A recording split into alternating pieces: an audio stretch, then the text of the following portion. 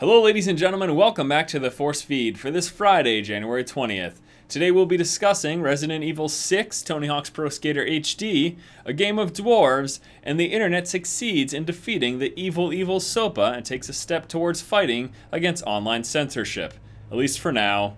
Let's jump into the news. Capcom has confirmed that Resident Evil 6 is in development and will be arriving later this year. It is scheduled to come out on the 360 and PS3 on November 20th, 2012, and should be arriving to the PC at a later date. Now, the game takes place 10 years after the Raccoon City incident and will be following Leon S. Kennedy and Chris Redfield, as well as a host of new characters. There is a new trailer available, and you can of course take a look at that by checking out the video description below. Some new screenshots as well as information have been made available for the upcoming Tony Hawk's Pro Skater HD. As I've talked about before, really looking forward to taking this trip back down memory lane and getting my hands on the revitalized edition of this game. Now, in the screenshots, we get to take a look at the levels Warehouse as well as School 2. We have also got some confirmation as to 7 of the available levels that we will be seeing in the game, and those levels are going to include Warehouse, School 2, Mall, Phoenix, Hangar, Marseilles, and Venice. Now, the game will be coming to Xbox Live and PSN sometime this summer. Stay tuned for more information.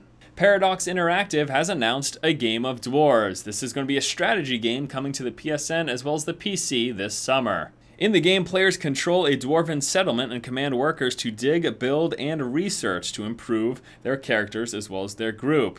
Now, dwarves can level up, obtain skills, and must also fend off attacking enemies.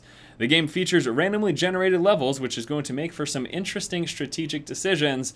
We don't have too much information on the game other than the general basis of it that I just let you know about here, and a couple of screenshots. I look forward to finding out more about it. It could be an interesting game. It could also really be bad. We'll have to wait and see until we actually get a real good look at the gameplay. Victory for the internet and down with online censorship. The Protect Intellectual Property Act as well as the Stop Online Piracy Act have been shelved indefinitely. Yes, that is correct. You heard me clearly. They have been shelved indefinitely. Senate Democratic leader Harry Reid postponed the January 24th vote for the PIPA bill. In addition to that, House Judiciary Committee Chairman Lamar Smith has issued a statement earlier in today stating that the SOPA bill will also be delayed.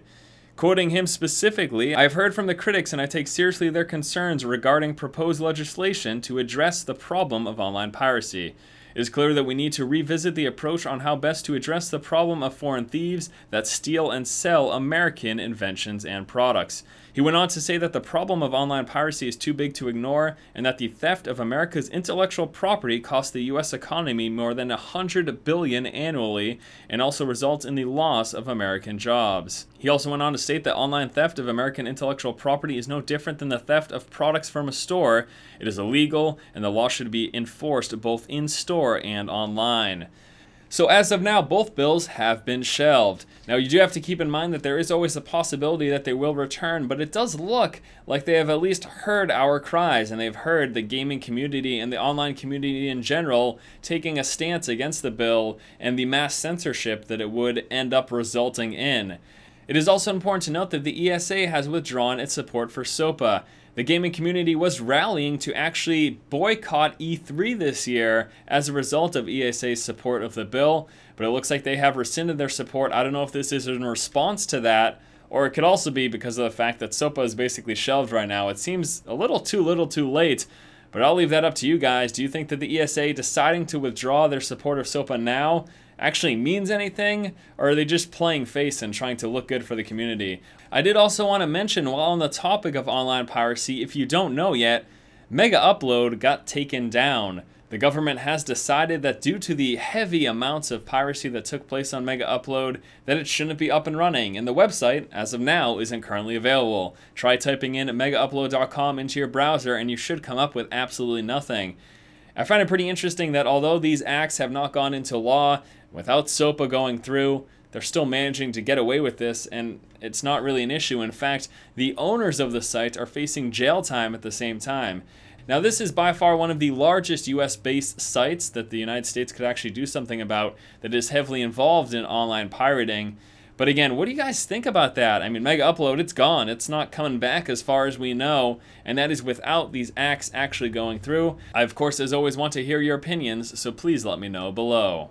And then lastly, I'll be wrapping up this episode with a question of the day. If you have a question for me that you would like answered at the end of the Force Feed, you can send it to theforcefeed@forcestrategygaming.com. Today's question comes from Troy, and he asks, what is your take on game developers' transparency after the recoil from D3's latest announcement?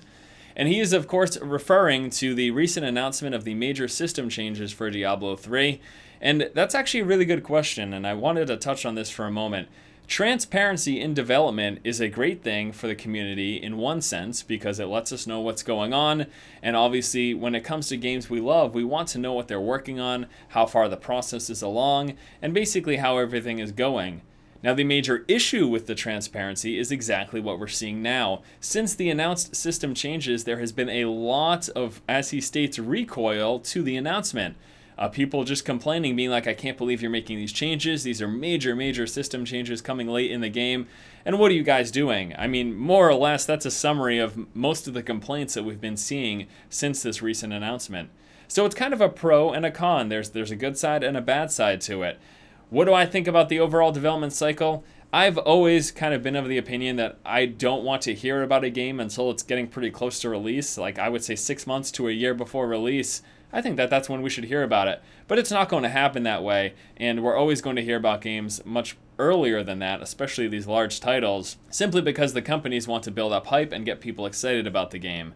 But along that development process, if we have to hear about these games early, I would almost prefer not to get as much information as we did get with Diablo 3, simply because it can be frustrating to see these changes. Now, any mature and grown-up individual will just kind of let it be and be like, you know what, it's not a big deal. Although I may not agree with these changes, obviously these game developers are going through the work and have realized for one reason or another that the way things used to be aren't the way they want the game to be, and they're making these changes for a reason.